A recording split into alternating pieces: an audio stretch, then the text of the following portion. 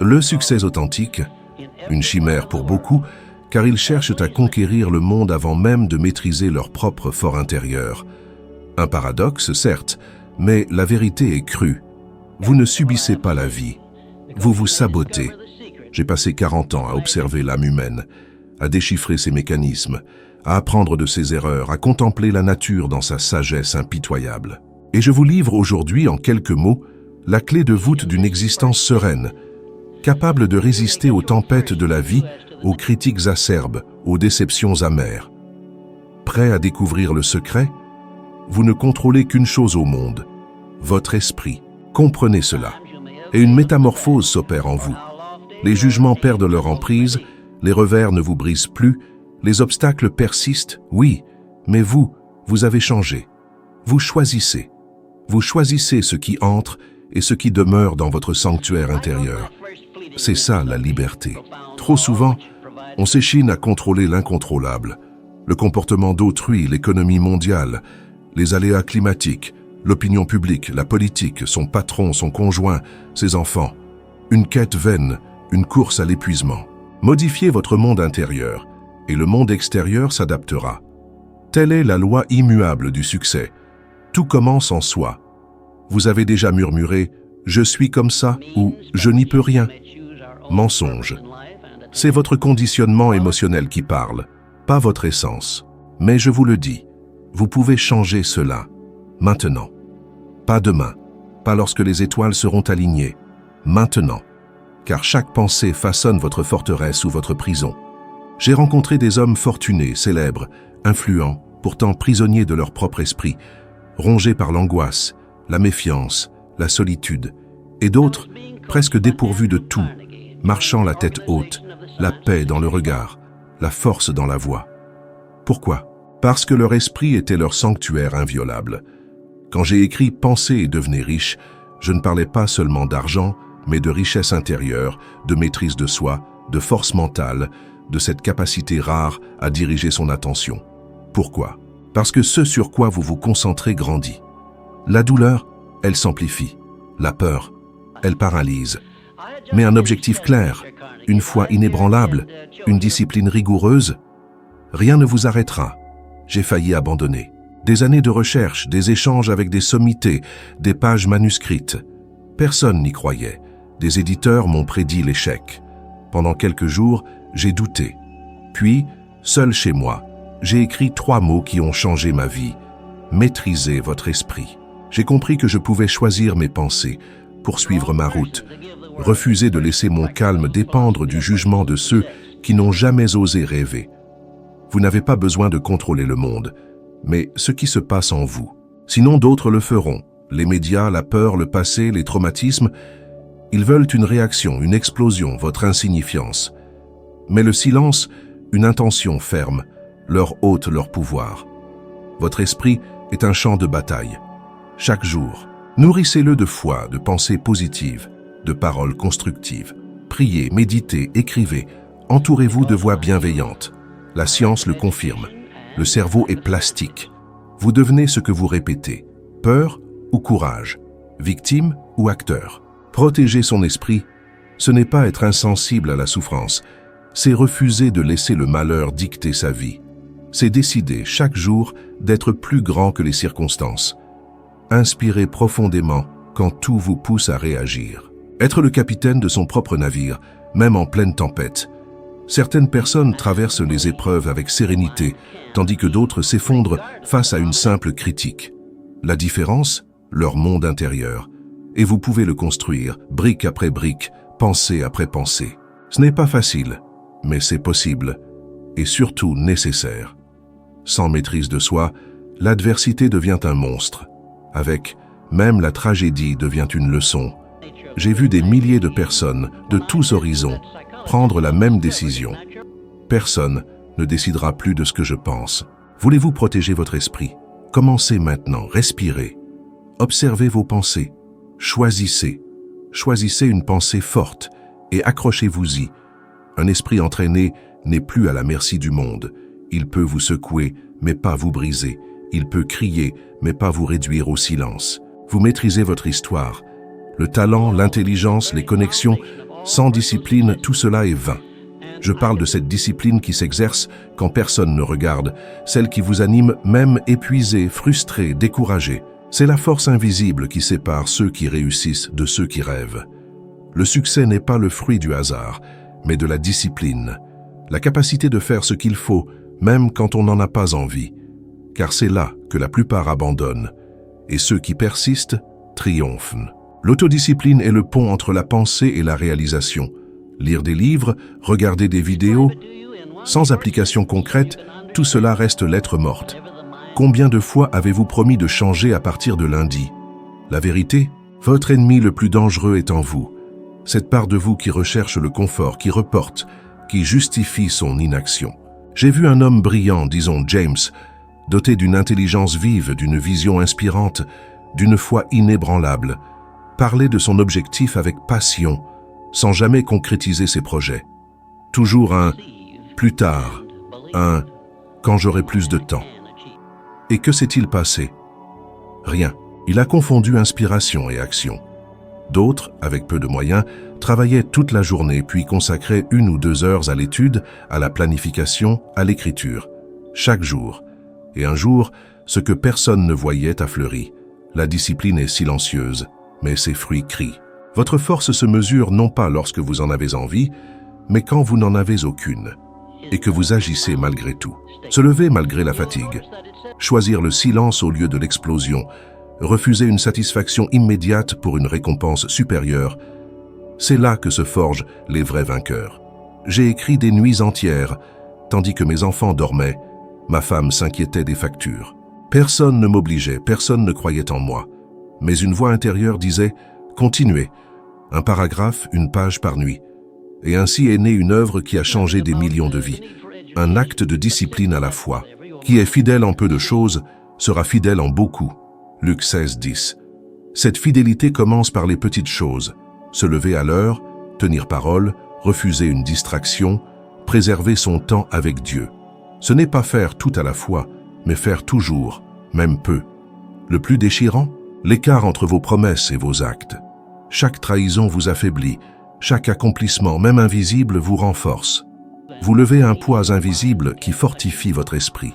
Aujourd'hui, on parle de productivité, de routine, de performance. Mais la vérité est simple, une vie différente exige des habitudes différentes. Le prix de la discipline, pas d'alternative. Le succès n'est pas glamour, mais le fruit de la répétition, de la constance, de l'engagement, de ce que vous faites quand personne ne vous applaudit. Si vous êtes las, si vous avez échoué, recommencez simplement. Une seule discipline. Prier avant de dormir, organiser sa matinée, étudier 30 minutes par jour. L'important est l'engagement. Le monde récompense les talentueux, mais il consacre les disciplinés. Le talent ouvre des portes, la discipline vous maintient à l'intérieur. Plus vous pratiquez, plus c'est facile.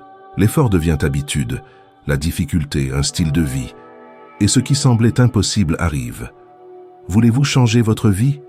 Observez votre routine. Elle vous élève ou vous enfonce dans l'ennui. Sans discipline, c'est la stagnation.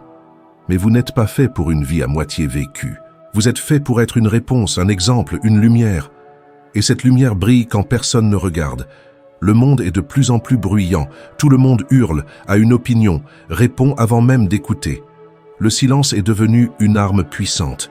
Il protège, renforce, révèle, transforme. Certains voient le silence comme faiblesse, soumission. Faux. Le silence n'est pas fuite, mais maîtrise.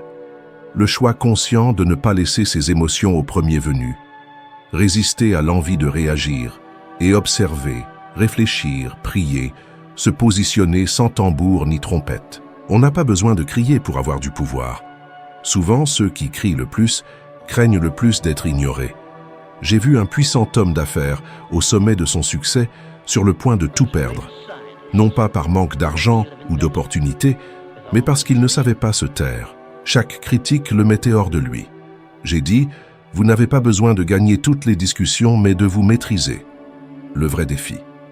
Alors que le monde vous provoque, choisissez le silence comme refuge. Ce choix peut changer votre destin. La différence entre sages et fous, le temps qu'ils prennent pour répondre. Les sages respirent, observent, laissent le bruit passer et agissent avec calme. Les fous réagissent, toujours. Les hommes les plus prospères que j'ai connus parlaient peu et réfléchissaient beaucoup. Le silence est un rempart. Il protège et révèle. En vous taisant, vous percevez, écoutez, comprenez davantage. Évitez les combats inutiles. Combien de fois avez-vous gâché quelque chose par un mot mal placé?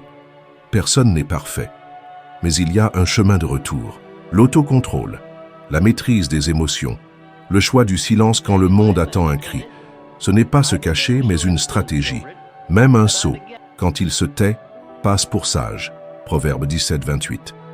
Imaginez le pouvoir de celui qui se tait par sagesse, non par peur. La science confirme. Le silence réduit le cortisol et améliore la prise de décision. Il est thérapeutique, il guérit, il organise le chaos intérieur. Il vous confronte à ce que vous cachez. Mais c'est là, sans bruit, sans distraction, que votre force fleurit. Le silence vous libère de l'obligation d'être compris. On m'a demandé comment je supportais les critiques, en supportant le silence qui les suit. Chaque réponse mesurée, chaque autocontrôle me faisait grandir. Celui qui vous attaque révèle sa propre douleur. Ce n'est pas vous, mais lui. Le silence n'est pas sacrifice, mais sagesse, foi, résistance émotionnelle. J'ai vu des hommes de Dieu calomniés, injustement traités, choisir le silence.